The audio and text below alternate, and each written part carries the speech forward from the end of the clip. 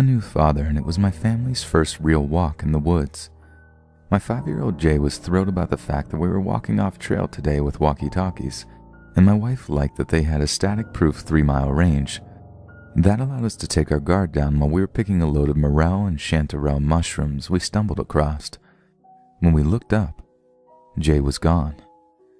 That was our family's first genuine bolt of true panic.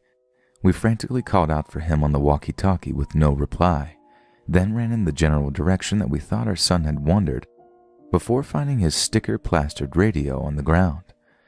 My wife cried out until her voice turned ragged, and I had to hold her. Just as the sun began to set, we were ready to dial 911. Jay walked out of the bush as he had been standing just outside of our view the entire time. His eyes were ringed with red, but the whites of his eyes remained clear. I had assumed it was just from crying. Besides, it didn't matter, we had Jay back. I carried him in my arms all the way back to our car. Jay was already asleep when I buckled him in. Right before driving onto the main road, my wife blurted out, "Jay's radio!" We left it on the trail. I didn't want to go back as it was already dark and I just wanted to go home. 2 minutes down the road, my wife's walkie-talkie barks. It's Jay's voice, frantic, crying, asking where we were. My wife and I looked at each other before looking at Jay in the back seat. We confirmed it was Jay on the other line as we turned around and told him to stay put. My wife stayed with the child in the back seat as I went to Jay. I found him near his radio, scared but glad to see me. I didn't bother asking him if he knew the kid that was in the back of our car. I thought we would sort all this out when we got back. When we did, the kid was gone, but my wife was still in the car. When she saw the two of us, a drowsy smile spread across her face, all except for her eyes. Her red, ringed eyes. Ever since I was young, I've looked in the mirror quite often. Maybe people probably assume it's vanity, but that's never been it. I'm a bit of a paranoid person, looking around corners, leaving lights on so I can see my surroundings, and checking under my bed just in case. I live alone now, which has made this paranoia worse. It was a Sunday, cleaning day.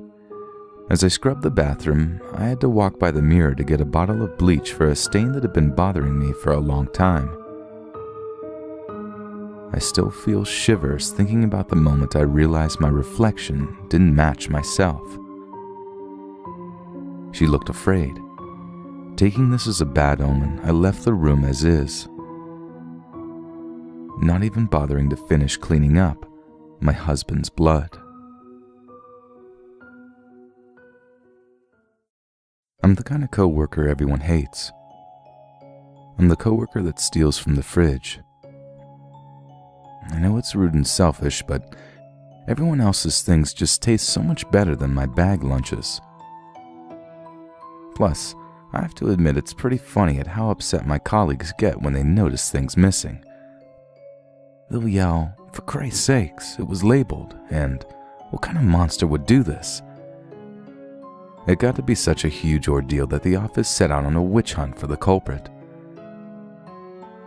The longtime janitor was fired and blamed for throwing things out.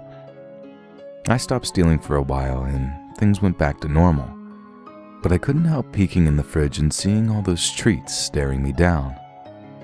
The temptation was too much and I grabbed a container belonging to the new girl, Tracy Myers. As I chowed down, one of my coworkers walked in on me, caught me red-handed with Tracy's Tupperware.